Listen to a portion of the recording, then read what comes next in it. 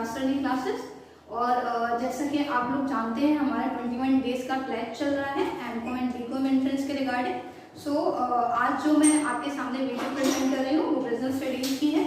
और ये जो बिजनेस स्टडीज़ मैं स्टार्ट कर रही हूँ उसमें हम इंट्रोडक्शन की बात करेंगे मैनेजमेंट के रिगार्डिंग, जो एक कॉमन टॉपिक है बीकॉम एंड एमकॉम एंट्रेंस के रिगार्डिंग। ओके, हाउएवर ये वीडियो एक्चुअल में बीकॉम एंट्रेंस के लिए है, बट बहुत सारे टॉपिक्स ऐसे हैं जो बीकॉम एंड एमकॉम में सिमिलर है।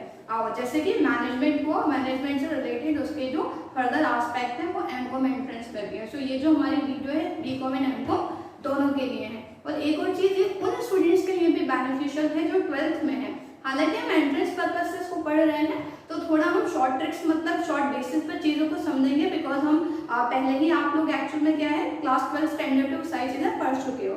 ओके, बट ये 12th ही इसको हेल्प करेगी जो पढ़कर इसको रिवाइज कर रहे हैं उनको भी। ओके, सो चलिए स्टार्ट करते हैं। सो जैसे मैं आपको बिजनेस स्टडीज के बारे में बताऊंगी। बिजनेस स्टडीज अब एक्चुअल में एक चीज़ कि ये जो बिजनेस स्टडीज का पोर्शन है आपके एंट्रेंस में कितने मार्क्स का आता है। अगर मैं बात करूं बीकॉम एंट्रेंस की, क्योंकि ये मेन बीकॉम एंट्रेंस के लिए, हालांकि एमकॉम का कोई वेटेज फिक्स नहीं है, लेकिन हम ये एक्सपेक्ट कर सकते हैं कि हाँ मैनेजमेंट से 2 या 3 क्वेश्चन हमें देखने के लिए हमेशा मिलते हैं। लेकिन अगर हम बात करें बीकॉम एंट्रेंस की तो वहां पर एक वेटेज है जो फिक्स है, और बिजनेस स्टडीज का जो वेटेज है वो है 15 मार्क्स का।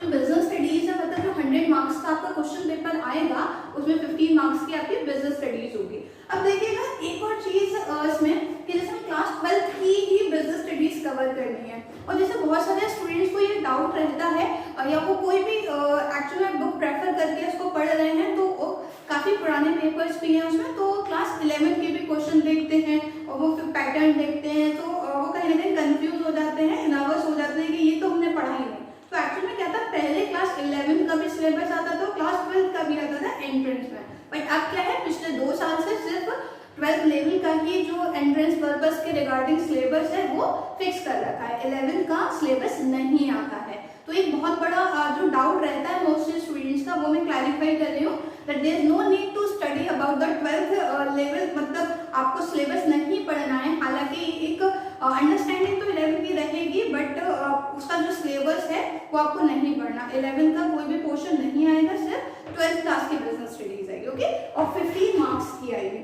और जैसा कि आपको याद हो स्टूडेंट, जो आपने क्लास 12 में बिजनेस स्टडीज पढ़ी थी वो 2 पार्ट में डिवाइडेड थी, 2 पार्ट में डिवाइड थी, part A and part B. 2 part में डिवाइड थी जो पूरी की पूरी बिजनेस स्टडीज थी, A and B part. Okay, और जो ए पार्ट था वो किससे कंसर्न था, पूरा का पूरा मैनेजमेंट से, मतलब हम कह सकते हैं कि जनरल मैनेजमेंट से कंसर्न था जो पार्ट ए था। और जो पार्ट बी था हमारा उसमें फाइनेंशियल मैनेजमेंट के बारे में आप लोगों ने पढ़ा था। और अगर हम बात करें कि इन टोटल चैप्टर्स कितने हैं बिजनेस स्टडीज में क्लास 12 लेवल के, 12 चैप्टर्स हैं, जहां पर पार्ट ए में 8 चैप्टर्स हैं और पार्ट बी जो हमारा है उसमें हमारे 4 चैप्टर्स हैं। ओके, लेकिन अगर हम बात करें कि वेटेज तो इन टोटल 15 है, बट अगर हम इंडिविजुअल चैप्टर की बात करें तो कोई क्लियर वेटेज नहीं है कि किस पर्टिकुलर चैप्टर में से कितने मार्क्स का आएगा। बट अगर हम बात करें पार्ट ए और पार्ट बी की, तो पार्ट बी में जो 4 चैप्टर्स हैं मतलब उसका वेटेज थोड़ा ज्यादा रहता है। ये एक्चुअली में एनालिसिस के बेसिस पर ये चीज मैंने ऑब्जर्व करी है प्रीवियस ईयर के क्वेश्चन पेपर्स के अकॉर्डिंग। फॉर एग्जांपल अगर मान लो जैसे 15 मार्क्स का आपको टोटल पोर्शन आ रहा है बिजनेस स्टडीज का, तो इन 4 चैप्टर्स में से आप एक्सपेक्ट कर सकते हो कि कम से कम मतलब मिनिमम इसमें से 5 या 6 मार्क्स का आएगा, मिनिमम 5 से 6 मार्क्स का आएगा। मतलब आप ये देख सकते हो कि एक चैप्टर में से एक क्वेश्चन तो आना ही आना है, बट इट मे हैपन कि किसी एक चैप्टर में से 2 क्वेश्चन भी फ्रेम हो जाए।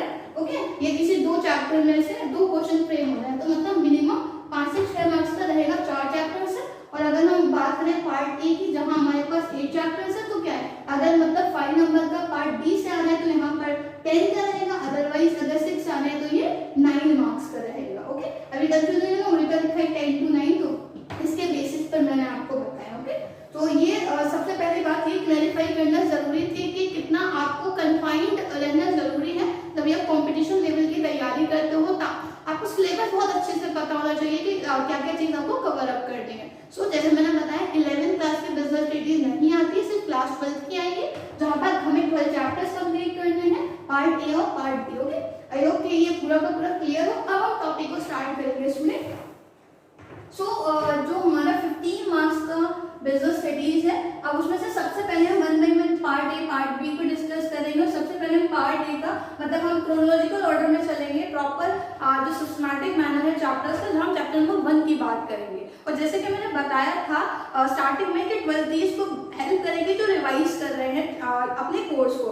तो इसका मतलब हम एंट्रेंस पर्पस से पढ़े तो थोड़ा हम शॉर्ट बेसिस पर पढ़ेंगे। ओके, ऐसा नहीं है कि हम बिल्कुल इन डेप्थ पढ़ेंगे और ऐसा भी नहीं है कि हम कोई चीज स्किप कर देंगे। We will discuss all the we can say topics जो सब्जेक्ट के अंदर है, चैप्टर्स के अंदर है, but not in a very detail basis. Okay, जो हम कंपटीशन लेवल का पढ़े तो उसके हिसाब से हम सारी चीजों को टॉपिक को कवर करेंगे। तो जैसे कि पार्ट ए में सबसे पहले हम बात करेंगे जो चैप्टर हम डिस्कस करें आज की वीडियो में स्टूडेंट, इसमें हम बात करेंगे nature and significance of management की। हम बात करेंगे nature and significance of management. So जैसे कि मैंने आपको बताया, स्टेट करा था कि जो पार्ट ए है वो पूरा का पूरा मतलब जनरल मैनेजमेंट से कंसर्न है। अब देखिए हम जो अपना टॉपिक है उनको कवर अप करेंगे इस लिहाज से ताकि हमें आइडिया मिल जाए कि किस तरीके के क्वेश्चन फ्रेम्ड होते हैं। ओके, तो सबसे पहले हम बात करेंगे स्टूडेंट चैप्टर का टाइटल है जहां हमें पूरा का पूरा मैनेजमेंट के बारे में पढ़ना है। ना सिर्फ इस पार्ट में, हमने नेक्स्ट पार्ट में मतलब पार्ट बी के अंदर भी हमें इसके बारे में पढ़ना है, मैनेजमेंट के रिगार्डिंग ही पढ़ना है। तो सबसे पहली बात इसलिए जो चैप्टर है वो हमारा इंट्रोडक्शन के रिगार्डिंग है, जहां हमें मैनेजमेंट के नेचर, उसके इंपॉर्टेंस और उसके जनरली सर्टेन जो रिलेटेड एस्पेक्ट है उनसे अवेयर कराया जाएगा। तो सबसे पहले हम बात करेंगे कि मैनेजमेंट क्या होता है। उससे भी पहले हम बात करेंगे कि जो टर्म है मैनेजमेंट ये कहाँ से ड्राइव करी गई है। क्योंकि जैसे मैं बात कर रही हूँ कि कॉम्पिटिशन के लेवल से हम पढ़ रहे हैं तो हम देखेंगे कि किस तरीके के क्वेश्चन आते हैं, उसी के पैटर्न के अकॉर्डिंग हम सारी चीजें डिस्कस करेंगे। तो जो हमारा टॉपिक है मेन मैनेजमेंट का, तो सबसे पहले ओरिजिनेशन की बात कर लेते हैं स्टूडेंट। ओरिजिनेशन ऑफ मैनेजमेंट, ये जो मैनेजमेंट है ये जो पूरा का पूरा प्रोसेस है, एक सिस्टम है जिसके बारे में हम पढ़ते हैं, जो प्रैक्टिकली काफी इंप्लीमेंट होते हैं, इसके बिना कुछ नहीं हो सकता। मतलब मैनेजमेंट हर काम में जरूरी है, हर चीज मैनेजिंग वे में होनी चाहिए। तो अगर हम ओरिजिनेशन की बात करें कि जो मैनेजमेंट है उसका ओरिजिनेशन क्या है, तो ओरिजिनेशन की बात करें तो द वर्ड मैनेजमेंट, ये जो टर्म है management is derived from the Greek word। कहां से ड्राइव करा गया है ये स्टूडेंट? ग्रीक वर्ड से ड्राइव करा गया है। ग्रीक में एक वर्ड है नोमोस, ग्रीक में एक वर्ड है नोमोस। तो ये जो टर्म मैनेजमेंट है ये ग्रीक वर्ड नोमोस से लिया गया है, which means to manage, जिसका मतलब होता है मैनेज करना, चीजों को बहुत अच्छे से प्रॉपर इफेक्टिव एफिशिएंट वे में परफॉर्म करना। इसको जो मतलब हम ये जो टर्म पढ़ते हैं मैनेजमेंट, ये इंडियन ओरिजिन की नहीं है, ये ग्रीक लैंग्वेज से ड्राइव करेंगे। ग्रीक में वर्ड है नोमोस जिसका मतलब होता है मैनेज करना। तो ये तो ओरिजिनेशन के रिगार्डिंग एक पॉइंट आ जाता है जिसमें क्वेश्चन फ्रेम कर लिया जाता है। या तो उससे पूछ लेगा that you have to identify that from which language the term management is derived, और अदरवाइज ये भी पूछ सकता है the management is derived from which Greek word. Okay, तो स्टेटेड कि किस लैंग्वेज से लिया गया, लेकिन पूछा गया वर्ड कौन सा है। ओके, सो इसमें मतलब दो क्वेश्चन बन सकते हैं इंटरचेंजेबल बेसिस पर। इसके अलावा अगर बात करें स्टूडेंट मीनिंग क्या है, ये तो बात हुई ओरिजिनेशन की। यहाँ भी हमने सिर्फ ये डिस्कस करा कि जो टर्म है मैनेजमेंट ये कहाँ से ली गई है, किस लैंग्वेज से ड्राइव करी गई है। लेकिन अगर हम बात करें कि how can we define this term, हम मैनेजमेंट को कैसे डिफाइन कर सकते हैं, मैनेजमेंट है क्या, हम मैनेजमेंट से क्या समझते हैं। तो देखिएगा हम बहुत ही यूनिवर्सल एस्पेक्ट को डिस्कस करेंगे। हालांकि there are several definition related to the term management, but हम किसके बारे में कौन सी डेफिनेशन डिस्कस करेंगे जो यूनिवर्सली एक्सेप्टेबल है और काफी ज्यादा मतलब फेमस डेफिनेशन है, वी कैन से, इसको हम डिस्कस करेंगे, बहुत कॉमन सी डेफिनेशन है। तो मैनेजमेंट क्या है, देखिए अगर पहले मैं आपको स्टेट कर दूं बाकी हम समझेंगे मैनेजमेंट क्या है। So management is an art. Management क्या है, एक आर्ट है of getting things done through others, of getting things done through others, getting things done through others with the aim of achieving I hope कि सबको ये definition by heart याद होगी, because बहुत बार आप पढ़ चुके होंगे। बट एक और चीज, जैसे कुछ स्टूडेंट्स सोच रहे होंगे कि हम तो ये पढ़ चुके, हमने क्लास 12 में भी इतने बार पढ़ा, हम एक्चुअली में क्या है पहले भी जो आप क्लासेस ले रहे थे उसमें हम रेगुलर क्लासेस अटेंड करी हैं, बट फिर भी एक्चुअली क्या होता है कि आप जितना चीजों को पढ़ते रहोगे बार बार उतना आप उस चीज में परफेक्ट हो जाओगे। ओके, तो किसी भी चीज में परफेक्शन अचीव करने के लिए कंटिन्यूटी और प्रैक्टिस बहुत जरूरी होती है, और वही रेगुलर भी अपने कॉन्सेप्ट में बिल्कुल शार्प हो जाओगे, बिल्कुल परफेक्ट हो जाओगे। Rank of achieving organisation goal effectively and efficiently. So देखिएगा डेफिनेशन बड़ी सिंपल सी है, जो हम मतलब आप लोग काफी टाइम से इसको पढ़ा होगा, याद भी होगी, क्रैम करी होगी पहले, बस समझ लेते हैं।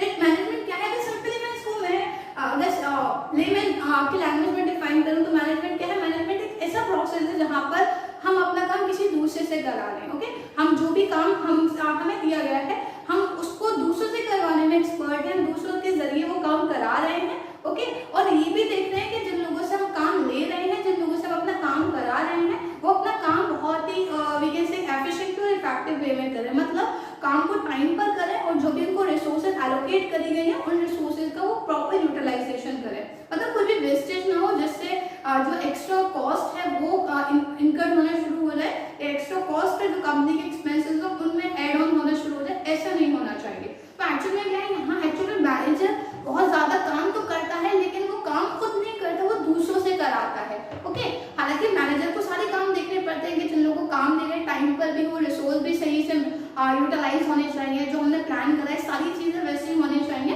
बट दैन ऑल्सो वो खुद काम नहीं कर रहा, वो सिर्फ उसको मैनेज कर रहा है कि जिसको जो काम दे रहा है वो उसको उस मैनर में कर रहा है या नहीं कर रहा। तो एक्चुअल में अब खुद काम नहीं करना, सिर्फ दूसरों को कमांड करना, सिर्फ दूसरों को डायरेक्ट करना, सिर्फ दूसरों को इंस्ट्रक्ट करना, लेकिन इसके लिए भी तो क्या चाहिए, आपको कुछ ना कुछ स्किल चाहिए, क्योंकि एक्चुअल में आप जिस वे में लोगों को इंस्ट्रक्ट कर रहे हैं, नो वेरी वेल कि आपके उस इंस्ट्रक्शन को लोग अच्छे से समझ लेंगे, उस पर काम भी करेंगे। आपको पता है कि लोगों को किस पर्सन को किस तरीके से इंड्यूस करना है, किस इंसान से किस तरीके से काम लेना है, you are smart in that field. Okay, तो मैनेजर क्या होता है, और मैनेजमेंट एक्चुअल में एक प्रोसेस है, उस प्रोसेस को जो परफॉर्म करता है वो मैनेजर होता है। तो मैनेजमेंट क्या एक ऐसा कॉन्सेप्ट जहाँ पर एक मैनेजर जो है वो अपने काम खुद ना करके किसी और से कराता है, अपने सबऑर्डिनेट से कराता है, बट वो मेक श्योर करता है कि जो भी काम उसने अपने सबऑर्डिनेट को एलोकेट करे हैं वो एक्चुअल में विद इन टाइम होने चाहिए और जो कॉस्ट है वो भी कम से कम होनी चाहिए। अब अपना काम दूसरों से कराने के लिए कुछ ना कुछ ट्रिक्स आपको चाहिए, तो इसके लिए स्किल चाहिए, इसलिए इसको आर्ट कहा गया है। ओके, तो आपसे कह सकते हैं कि मैनेजर कुछ ना करते हुए भी उसका काम और रोल बहुत बड़ा होता है, क्योंकि वो तो कुछ नहीं कर रहा लेकिन दूसरों से करा रहा है।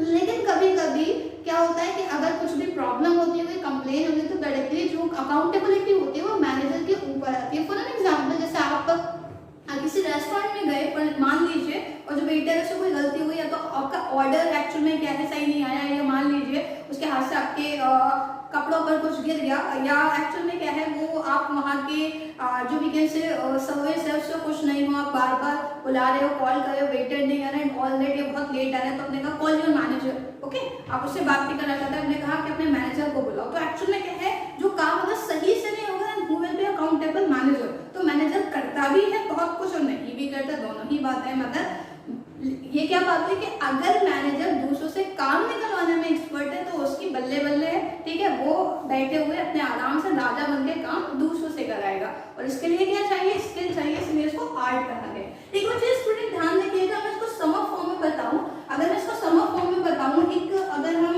बहुत शॉर्ट बेसिस पे देखिए समर फॉर्म में कि मैनेजमेंट क्या है, तो मैनेजमेंट को हम कह सकते हैं, मैनेजमेंट इसके बराबर है, मैनेजमेंट है PE स्क्वायर। क्या है management? PE square. Ma'am equation मत पढ़ाओ, मैथ्स भी है थोड़ी बहुत तो पढ़नी है, कोई क्वेश्चन नहीं है, समझना है। ठीक, मैनेजमेंट इसके बराबर है PE स्क्वायर। मतलब क्या है, P stand for process. Management क्या है, एक प्रोसेस है, मतलब जहाँ प्रोसेस का मतलब जहाँ सारे काम एक मैनर में होने हैं, कई सारी एक्टिविटीज हम परफॉर्म होनी है। ओके, अब E स्क्वायर में यहाँ 2 E है, जहाँ एक का मतलब है इफेक्टिवनेस और दूसरे का मतलब है एफिशिएंसी। ओके, तो मैनेजमेंट क्या है, मैनेजमेंट एक ऐसा प्रोसेस है जहाँ पर सारे काम इफेक्टिवनेस के साथ और एफिशिएंसी के साथ परफॉर्म होते हैं। तो देखिए ये टर्म आपने बहुत सुना, अभी भी मैंने कई बार ये टर्म यूज कर दिया और मैंने मीनिंग भी बताया कि ये किससे कंसर्न है, बट देन ऑल्सो कुछ स्टूडेंट बड़े कंफ्यूज होते हैं, और ये कंफ्यूजन ना जब एग्जामिनेशन हॉल में होती है तो और ज्यादा बढ़ जाती है। ओके, और ज्यादा बढ़ जाती है, हम बहुत ज्यादा मिक्सअप हो जाते हैं सारी चीजों से, तो प्लीज मिक्सअप मत होइएगा। ये जो 2 टर्म है इसका मीनिंग अच्छे से आपको क्लैरिफाई होना चाहिए। अगर हम बात करें तो इफेक्टिवनेस से किससे कंसर्न है, इफेक्टिवनेस का मतलब completion of task on time, ये टाइम से कंसर्न है, completion of task on time. जो हमारी एफिशिएंसी है, एफिशिएंसी कंसर्न है minimum wastage of resources, minimum wastage of resources की जो भी रिसोर्स दी गई है वो कम से कम वेस्ट होनी चाहिए। हम इसको और भी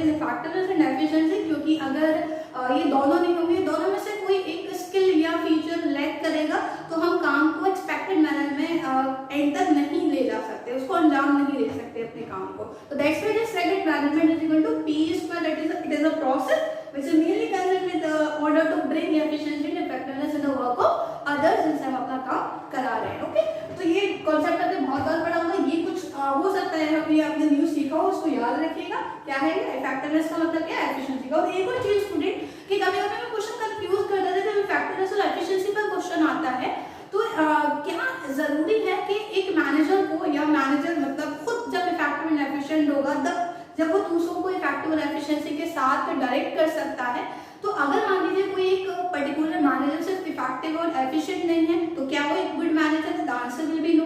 या फिर मान लीजिए वो सिर्फ एफिशिएंट है, इफेक्टिव नहीं है, तो क्या वो एक अच्छा मैनेजर होगा या उस ऑर्गेनाइजेशन का मैनेजमेंट अच्छा होगा, आंसर विल बी नो। क्योंकि एक अच्छे मैनेजमेंट के लिए और अच्छे मैनेजर के लिए दोनों क्वालिटीज का होना जरूरी है, वो इफेक्टिव भी हो और एफिशिएंटली भी काम करे। Okay, so this is the meaning and the organisation of management. What it, चलिए सो आगे हम कॉन्सेप्ट को डिस्कस करते हैं। सो मीनिंग के बाद हम बात करेंगे स्टूडेंट कैरेक्टरिस्टिक्स क्या है, व्हाट आर द कैरेक्टरिस्टिक्स और भी कैसे फीचर्स ऑफ मैनेजमेंट। और देखिए ऐसे इसीलिए बिजनेस स्टडी थोड़ी लेंथी हो जाती है, क्योंकि हर एक टॉपिक का आपको फीचर्स पढ़ने हैं, उसके एडवांटेजेस उसके डिसएडवांटेजेस पढ़ने and so on. But actually क्या है, जब हम कॉम्पिटिशन लेवल की तैयारी करते हैं तो हमें किस तरीके के क्वेश्चन के टॉपिक से मिलते हैं कि हमें कुछ देख लिया which of the following is not a characteristic of such and such concept. तो you have to be very aware कि कौन कौन से कैरेक्टरिस्टिक हैं जो सिलेबस में इंक्लूड है, वो आपको पता होना चाहिए। ओके, चलिए लेट्स सी कि क्या है characteristic. So now we discuss the characteristics of management. Characteristics of management, तो देखिएगा वैसे अगर हम बात करें, क्योंकि हम जब पढ़ रहे हैं यहाँ एक कॉम्पिटिशन लेवल के रिगार्डिंग, तो थोड़ा सा हमें स्मार्ट होना चाहिए, थोड़ी सी शॉर्ट ट्रिक पर हमें काम करना चाहिए। और इस शॉर्ट ट्रिक के रिगार्डिंग हम आपको कुछ बता रहे हैं, तो हम कैसे मैनेजमेंट को इजीली मेमोराइज कर सकते हैं। ठीक है, तो उसके लिए एक शॉर्ट फॉर्म है, दैट इज GMPICDG।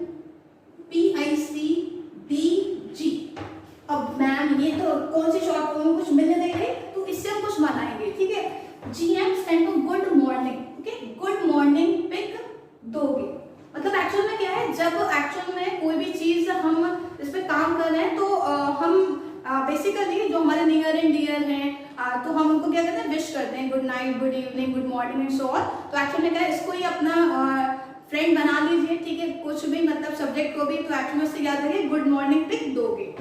तो अब यहाँ पर जी का मतलब क्या है, it is a goal oriented process, it is a goal oriented process. और ये तो मैंने अपने हाथ से शॉर्ट फॉर्म बना दी, आप इससे बेटर शॉर्ट फॉर्म बना सकते हैं, ये आपके लिए एक टास्क है, कमेंट सेक्शन में जरूर हमें बताइएगा। ओके, आपको क्या लगता है कि इससे और भी इंटरेस्टिंग कोई इसकी एक्सटेंडिंग फॉर्म बन सकती है, उलट पुलट की कोई आप अच्छी अच्छी शॉर्ट फॉर्म बना सकते हैं, प्लीज हमें कमेंट सेक्शन में जरूर बताइएगा। तो जी statement is a goal oriented process. We all know very well कि मैनेजमेंट एक्चुअल में क्या है, जैसे डेफिनेशन भी थी कि हम अपना काम दूसरों से करा रहे हैं किस इंटेंशन के साथ कि जो भी ऑर्गेनाइजेशन है उसका जो मेन टारगेट है to secure more and more profit और मैक्सिमम प्रॉफिट को हमें अचीव करना है। ओके, तो ये गोल ओरिएंटेड प्रोसेस है, ये प्रोसेस हमें एक्चुअल में बहुत ज्यादा फोकस रखता है हमारे टारगेट की तरफ।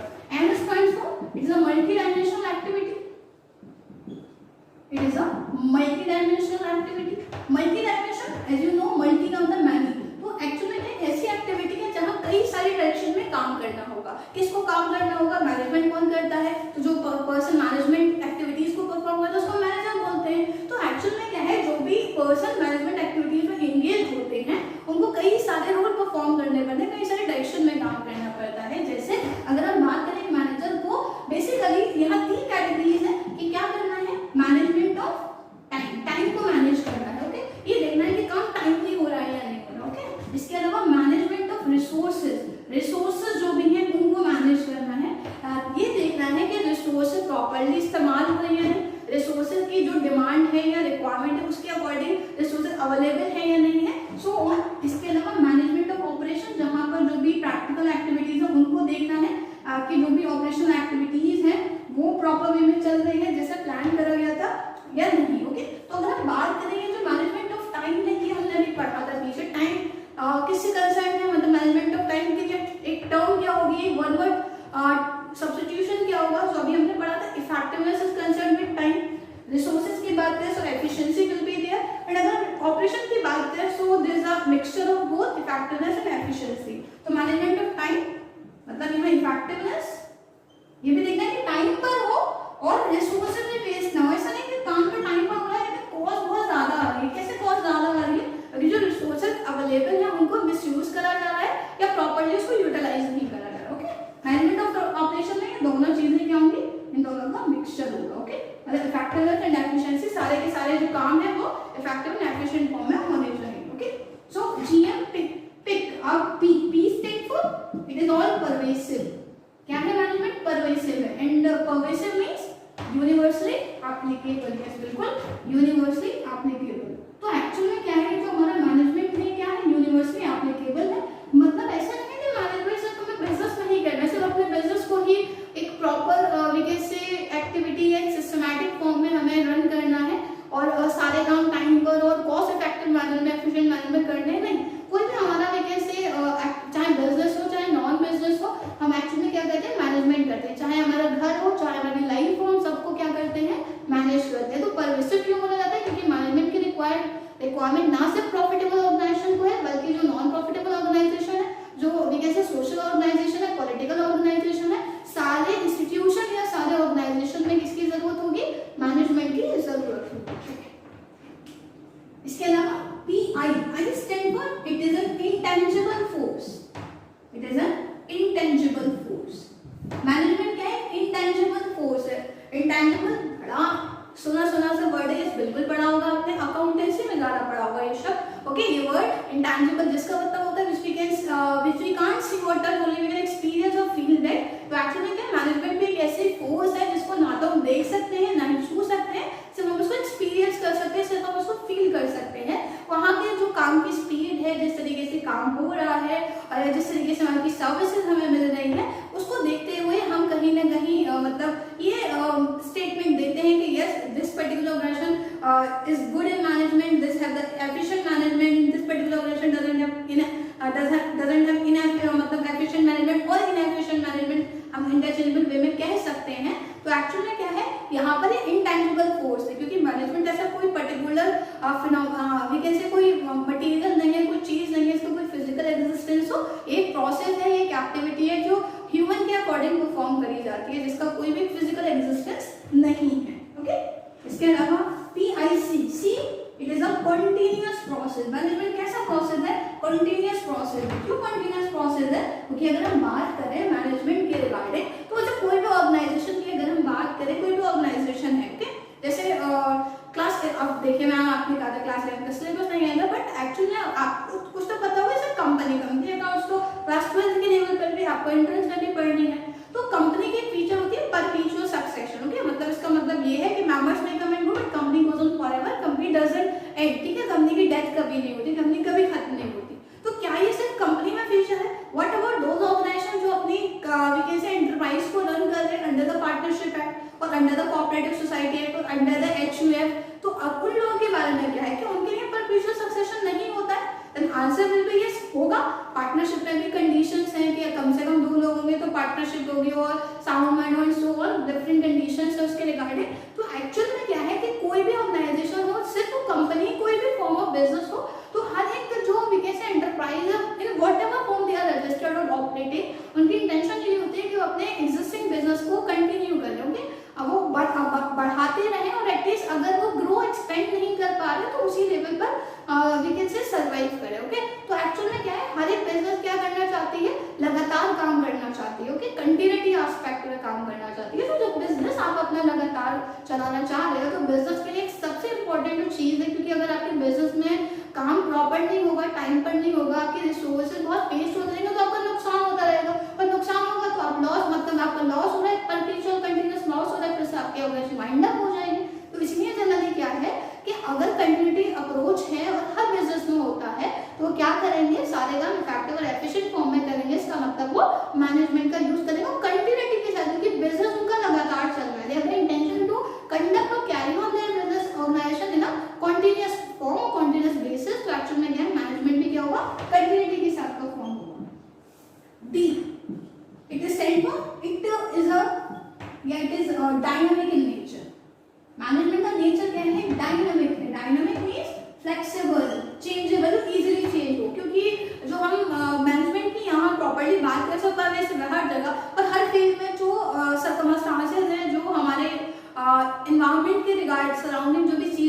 चेंजेस आते रहते हैं। ओके, अगर हम बिजनेस की बात करें तो बिजनेस की जो सराउंडिंग्स में चीजें हैं, मतलब जो सोशल फैक्टर्स है, पॉलिटिकल फैक्टर्स है, इकोनॉमिक फैक्टर्स है, टेक्नोलॉजिकल फैक्टर्स है, वो काफी चेंज होते रहते हैं। तो एक्चुअली क्या वेरिएशन आती रहती है। सो उसी चीज के अकॉर्डिंग हमें क्या करना होता है, हमें अपने बिजनेस को भी मोल्ड करना होता है, हमें अपने बिजनेस को भी चेंज करना पड़ता है। जैसे फॉर एग्जाम्पल अगर हम बात करें कि ये पैंडेमिक से पहले बहुत ज्यादा ऑनलाइन से टीचिंग सिस्टम स्कूल्स वगैरह में जो शुरू हो गया है वो नहीं था, बट अब क्या है स्कूल्स वगैरह ने मतलब जो छोटे छोटे बच्चे उनकी भी जनरली क्या है ऑनलाइन क्लासेस हो रही है। क्यों? क्योंकि एक समस्या जैसे राइज हो गई ना, तो एक्चुअली में क्या टेक्निकल फैक्टर्स कुछ लोगों ने, क्योंकि सेशन तो बर्बाद नहीं करेंगे, बच्चों की पढ़ाई इफेक्ट नहीं होनी चाहिए, तो मतलब किसी भी तरीके से उन तक पहुंचना है, नॉलेज कन्वे करनी है, तो इसलिए ऑनलाइन पैटर्न सिस्टम शुरू हो गया। अब एक्चुअली में क्या है जो स्कूल्स नहीं कराएंगे तो पेरेंट्स उनसे क्वेश्चन करेंगे ना, और उनको पूछेंगे कि आप क्यों नहीं करा रहे, सारे स्कूल्स में ऑनलाइन क्लासेस हो रही हैं, आप क्यों कंडक्ट नहीं करा पा रहे।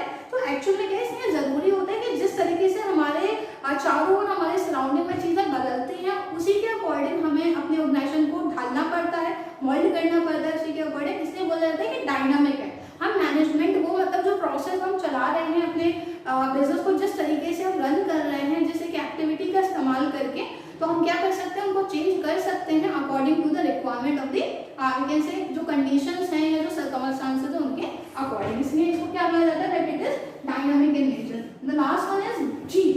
जी stand for it is a group activity. Management क्या है, ग्रुप एक्टिविटी है, जहां पर हम जैसे डेफिनेशन अपना काम दूसरों से कराना है, तो दूसरे से कराने के लिए कुछ ना कुछ और अदर लोग आपके पास होने चाहिए, कुछ सबऑर्डिनेट्स आपके पास होंगे। जो मैनेजर वो खुद ओनर तो नहीं है, उसके ऊपर भी कोई ना, तो एक्चुअली ना कई सारे लोग मिलकर काम कर रहे हैं। मैनेजमेंट आइसोलेशन में नहीं हो सकता है। ओके, आइसोलेशन में नहीं होगा, इसके लिए हमें कई सारे मतलब बहुत सारे इंडिविजुअल जो हैं वो एक ग्रुप फॉर्म में मिलकर काम करते हैं in order to achieve the group goal. क्योंकि हम बात करें ऑर्गेनाइजेशन का गोल है, वो किसी एक इंसान का गोल नहीं है, वो एक कंपनी का ऑर्गेनाइजेशन का गोल है। और उसके लिए जो भी मतलब इंडिविजुअल्स एक ग्रुप फॉर्म में काम कर रहे हैं, वो क्या करते हैं, सारे के सारे अपने एफर्ट्स पुट करते हैं इन देयर ओन वे या अपनी कैपेबिलिटी के according. Next is said that it is a group activity. इसको आइसोलेशन में इंडिविजुअल कैपेसिटी में परफॉर्म नहीं कर सकते। ओके, सो ये कैरेक्टरिस्टिक्स ऑफ मैनेजमेंट के सारे पॉइंट्स हैं जो मेन है, और इसी से क्वेश्चन पूछे जाते हैं। और शॉर्ट वन जैसे मैंने आपको बताया गुड मॉर्निंग पिक दोगे, तो एक्चुअली क्या है, मैंने पूछा है कि अगर आपको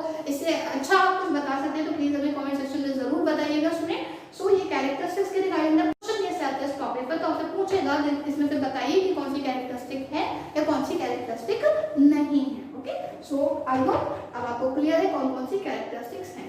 चलिए इसके बाद बात करेंगे नेक्स्ट टॉपिक की। सो कैरेक्टरिस्टिक्स के बाद अब हम बात करेंगे स्टूडेंट ऑब्जेक्टिव्स की। इसकी बात करेंगे ऑब्जेक्टिव्स की, मैनेजमेंट के ऑब्जेक्टिव्स के रिगार्डिंग हम डिस्कस करेंगे कि मैनेजमेंट के ऑब्जेक्टिव्स क्या हैं।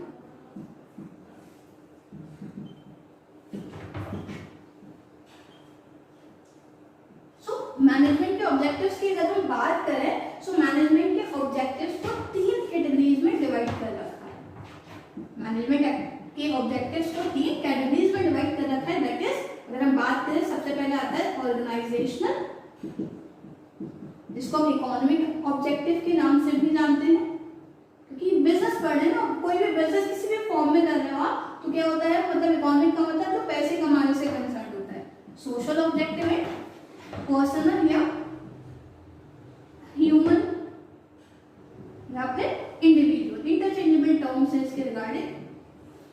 सो अगर हम बात करें जो हमारा ऑर्गेनाइजेशन का ऑब्जेक्टिव है, इसे हम अच्छे से जानते हैं कि हर एक ऑर्गेनाइजेशन इसके लिए काम करती है to earn more and more profit, ज्यादा से ज्यादा प्रॉफिट कमाने के लिए। बट अगर हम बात करें क्या अगर आपने कोई न्यू बिजनेस स्टार्ट करा है, तो आप सबसे पहले ये सोचोगे कि मैं आज ही के आज या मैं अगले एक हफ्ते के अंदर, अगले 10 दिन के अंदर या अगले महीने के अंदर जनरली क्या बहुत सारा पैसा कमा लूं।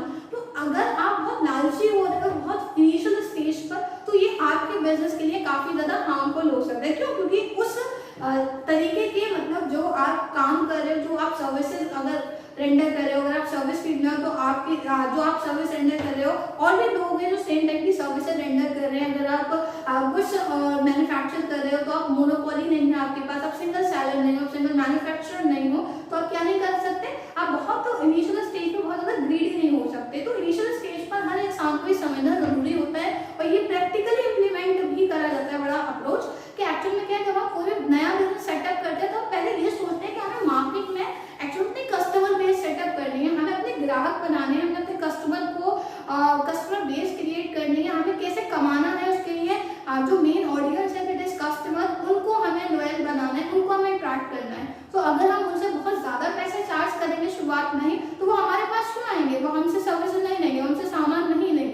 एक्चुअली में क्या करना होता है, पहले हमें थोड़ा सा प्रॉफिट कम करना होता है। क्यों? क्योंकि हम बस हमारी मेन यही रहता है इंटेंशन कि हम सर्वाइव कर लें। एक बार हम अच्छे से मार्केट में सर्वाइव कर लें तब हम प्रॉफिट के बारे में सोचेंगे। जिन लोगों को अभी हम क्या कर रहे हैं, हो सकता है थोड़ा बहुत प्राइस मतलब आप प्रॉफिट चार्ज करके सामान दे रहे हो, फिर वो आपके लॉयल कस्टमर बन जाए, फिर आप उनसे अच्छा प्रॉफिट कमा सकते हो। तो जब हम इकोनॉमिक ऑब्जेक्टिव की बात करते हैं फ्रेंड, इसकी भी 3 स्टेजेस है। सबसे पहले बात आती है सर्वाइवल की, कि कोई भी ऑर्गेनाइजेशन के लिए इकोनॉमिक अगर वो लॉन्ग टर्म बेसिस पर, क्योंकि बेसिस एक कंटिन्यूअस अप्रोच है, कंटिन्यूअस बेसिस पे करना है, तो कंटिन्यूटी पे करने के लिए आपने पहले अपने बिजनेस की सर्वाइवल पर तवज्जो देनी पड़ेगी, सर्वाइवल पर ज्यादा काम करना पड़ेगा। इसके बाद अगर सर्वाइवल होगा then it automatically leads to profit, फिर आपका प्रॉफिट होगा, एक continuous profit will lead to growth of the organisation, फिर आपका बिजनेस क्या करना शुरू कर देगा, ग्रो करना शुरू कर देगा। तो हर एक चीज का एक सिस्टम होता है कि अगर आप इस स्टेज पर पहुंचना चाहते हो तो this is the pre requirement, पहले आपको ये सेटिस्फाई करनी है। So according to it is entrepreneurs और द बिजनेस स्कॉलर्स, एक्चुअली ये इकोनॉमिक ऑब्जेक्टिव की बात करें तो सबसे पहले सर्वाइवल आता है, then profit and then growth. It is SPG, it's very simple. अगर शॉर्ट फॉर्म भी नहीं होगा तो बहुत हार्ड अप्रोच नहीं है याद करने में, बिकॉज बहुत ही लॉजिकल सा कॉन्सेप्ट है।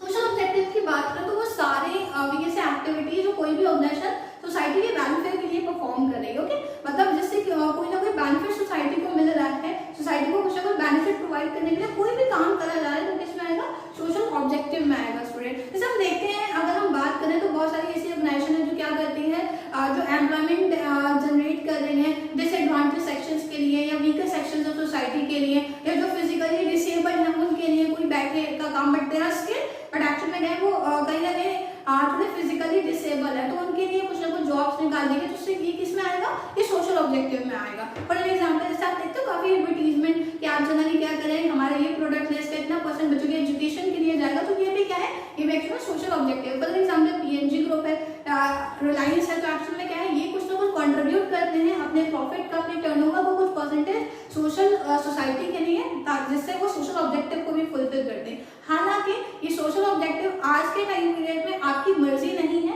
आपकी मजबूरी है। ठीक है, क्या नहीं है, मर्जी नहीं है, मजबूरी है, चॉइस नहीं है, कंपनसेशन है। क्योंकि अगर हम बात करें 2013 की कंपनीज एक्ट की, क्योंकि अब 1956 वाला कंपनीज एक्ट इन एग्जिस्टेंस नहीं है, उसको रिप्लेस करके 2013 का कंपनीज एक्ट आ चुका है, जहां पर एक सीएसआर का कॉन्सेप्ट है, और सीएसआर ऑटोमेटिकली सोशल ऑब्जेक्टिव को फुलफिल कर देता है। तो सोशल ऑब्जेक्टिव सही है, एक चीज में बता रहा हूं, हो सकता है क्योंकि ये थोड़ा डिटेल फिनोमेना पूछ दिया जाए। CSR which stands for corporate social responsibility. Corporate means जो बिजनेस हाउसेस हैं उनके लिए आता है। ओके, सो कॉर्पोरेट सोशल रिस्पांसिबिलिटी, जो कॉर्पोरेट सेक्टर्स है, बिजनेस हाउसेस है, उनकी रिस्पांसिबिलिटी बनाई गई है सोसाइटी के टूवर्ड्स, और ये कंपनी ने 2013 में क्लियरली है सर्टेन ऑर्गेनाइजेशन के लिए जिनका टर्नओवर अच्छा है, जिनका प्रॉफिट अच्छा है, वो कम से कम 2% अपने प्रॉफिट का क्या करेंगे, सोशल ऑब्जेक्टिविटीज में, सोशल एक्टिविटीज में यूटिलाइज करेंगे। जैसे अब आप और करें, हालांकि ये 2013 से रिगार्डिंग ही, और उससे थोड़ा सा पहले जब सर्व शिक्षा अभियान आया था तो उसके तहत भी काम कर रही थी, जो पीएनजी ग्रुप है, तो हमेशा कहती है हमारे प्रोडक्ट का 2% बच्चों की एजुकेशन के लिए जाएगा। तो 2% क्यों करें, क्योंकि वो अब चॉइस नहीं है, अब कंपनसेशन भी बन चुका है, तो कंपल्सरी 2% तो इन्वेस्ट मतलब कंट्रीब्यूट करना ही करना होगा। तो अगर मतलब कोई भी ऐसा आप एक्टिविटी परफॉर्म करें जिसका बेनिफिट सोसाइटी को मिल रहा है, जिसका एक कहीं ना कहीं आप सोशल वेलफेयर के लिए कुछ एक्टिविटी परफॉर्म करें, तो किसमें आएगी, सोशल ऑब्जेक्टिव में आएगी। ओके, पर्सनल या ह्यूमन और इंडिविजुअल की बात करें तो यहाँ पर वो सारी एक्टिविटीज आएंगी जो ऑर्गेनाइजेशन किसके रिगार्डिंग परफॉर्म कर रही है, अपने एम्प्लॉइज के रिगार्डिंग। ठीक है, अपने एम्प्लॉइज के बेनिफिट के लिए जो एक्टिविटीज परफॉर्म हो रही है वो ह्यूमन, इंडिविजुअल और पर्सनल में आएगी। जैसे मान लीजिए ऑर्गेनाइजेशन ने क्या करा, किसी ऑर्गेनाइजेशन ने अपना जो एग्जिस्टिंग ऑर्गेनाइजेशन का इंफ्रास्ट्रक्चर है उसको थोड़ा अच्छा कराया, ताकि जो एम्प्लॉइज है उनको एक अच्छा इन्वायरमेंट मिल सके, एक अच्छे इन्वायरमेंट में वो रहकर काम कर सके। तो ये किसमें आएगा, एम्प्लॉइज, मतलब हमारा जो एम्प्लॉइज ह्यूमन और इंडिविजुअल ऑब्जेक्टिव है इसमें आएगा, क्योंकि एम्प्लॉइज के रिगार्डिंग कुछ एक्टिविटी है। फॉर एग्जांपल कुछ ऑर्गेनाइजेशन ऐसे हैं जो अपने एम्प्लॉइज को इंसेंटिव दे रही हैं, तो वो भी किसमें आएगा, इंडिविजुअल में आएगा। एक्स्ट्रा हॉलीडेज रख रखी है, ओके, तो ये भी किसमें आएगा, एम्प्लॉइज में आएगा। इसके अलावा जनरली बात करें टेम्पररी बोनस मिल रहा है, वो भी एम्प्लॉइज में आएगा। तो ऐसी एक्टिविटी जिसका डायरेक्टली बेनिफिट एम्प्लॉइज को मिल रहा है, एम्प्लॉइज के बेनिफिट या वेलफेयर के लिए कोई भी एक्टिविटी ऑर्गेनाइजेशन परफॉर्म कर रही है, तो वो किसमें आएगा, हमारी थर्ड कैटेगरी में आएगा, दैट इज इंडिविजुअल, एम्प्लॉय और पर्सनल में आएगा। ओके, फॉर एन एग्जांपल अगर हम बात करें इससे क्वेश्चन कैसे आते हैं, तो आपको कोई भी स्टेटमेंट लिखा हुआ दे दिया and from which you have to identify कि किस ऑब्जेक्टिव से रिलेटेड है। मेरा क्वेश्चन है, हालांकि आपको जो ये क्वेश्चन का आंसर है कमेंट सेक्शन में बताना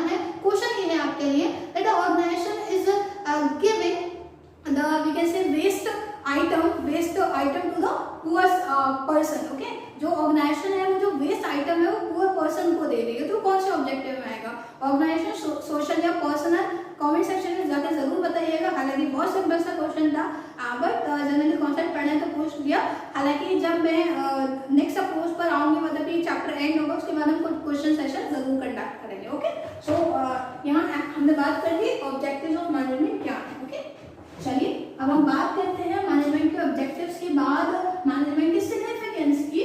ओके, चैप्टर के टाइटल में भी है सिग्निफिकेंस, तो वैसे भी सिग्निफिकेंस स्टैंड फॉर इंपॉर्टेंस, और टाइटल में है तो और इम्पोर्टेंट हो गया। That what are the importance of management, management की इंपॉर्टेंस क्या?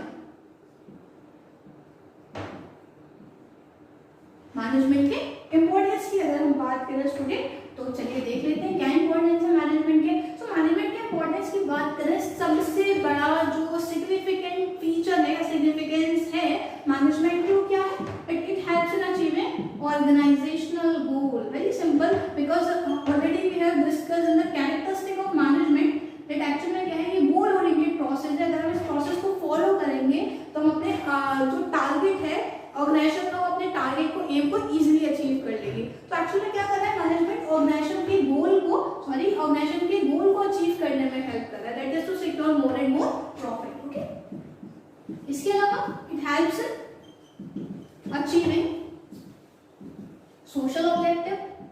आपको याद है अभी हमने प्रीवियस टॉपिक में क्या डिस्कस करा था? Objectives of management. तो क्या हो रहा है बेसिकली कि एक्चुअल में क्या करा जा रहा है कि ऑर्गेनाइजेशन गोल भी अचीव होगा, बिकॉज वो प्रायोरिटी तो है, कैरेक्टरिस्टिक में भी हमने पढ़ा, और ऑब्जेक्टिव भी है, मतलब कुछ प्रायोरिटीज है मैनेजमेंट की कि ये भी हमें अचीव करना है। तो अगर हम उस प्रोसेस को इम्प्लीमेंट करें तो ना सिर्फ हम ऑर्गेनाइजेशन गोल को अचीव कर पा रहे, सोशल ऑब्जेक्टिव भी फुलफिल होगा।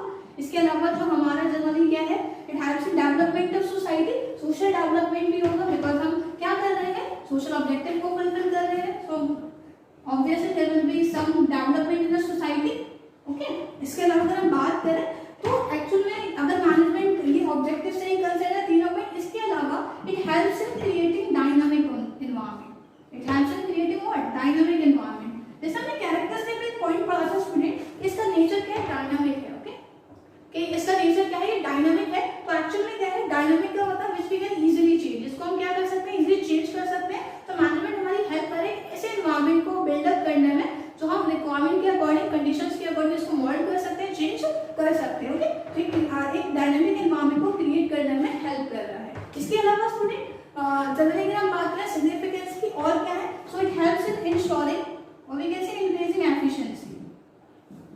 जो एफिशिएंसी लेवल हम क्या कर सकते हैं, वो बढ़ा सकते हैं। एफिशिएंसी इज कंसर्न, एफिशिएंसी का मतलब कि जो भी रिसोर्सेज है उनको प्रॉपर्ली यूज करना, और हम कैसे ज्यादा से ज्यादा रिसोर्सेज को ऑप्टिमम यूज कर सकते हैं by training, we can say imparting training to our employees, अपने एम्प्लॉइज को अवेयर कराकर ताकि वो काम को सीख जाए, रिसोर्सेज का बेस्ट एंड बेस्ट यूटिलाइजेशन सीख सके, वो गलतियां कम करें, वेस्टेज कम करें। उससे क्या होगा, हमारी एफिशिएंसी लेवल ऑटोमेटिकली इंक्रीज हो जाएगा, हमारी कॉस्ट कम होगी, और जो भी रिसोर्सेज हमारे पास अवेलेबल है उनका बेस्ट एंड बेस्ट यूटिलाइजेशन कर सकते हैं। Okay, so these are the main importance और सिग्निफिकेंस ऑफ मैनेजमेंट स्टूडेंट, कि यहाँ कैसे कैसे जब ऑब्जेक्टिव है तो ऑटोमेटिकली इन तीन को अचीव करने में हेल्प करेंगे। फीचर हमने पढ़ा था डायनामिक एनवायरनमेंट है, तो डायनामिक ऑर्गेनाइजेशन को बिल्डअप करने में हेल्प करती है। इसके अलावा जनरली क्या है, एनवायरनमेंट नहीं, यहाँ पर कैसे चेंज करिएगा ऑर्गेनाइजेशन। ओके, इसके अलावा एफिशिएंसी को भी इंक्रीज करने में हेल्प करती है। हालांकि इसके अलावा भी सर्टेन कैरेक्टरिस्टिक के बीच में सिग्निफिकेंस हो सकते हैं, और क्या हो सकते हैं, कमेंट करके हमें जरूर बताइएगा।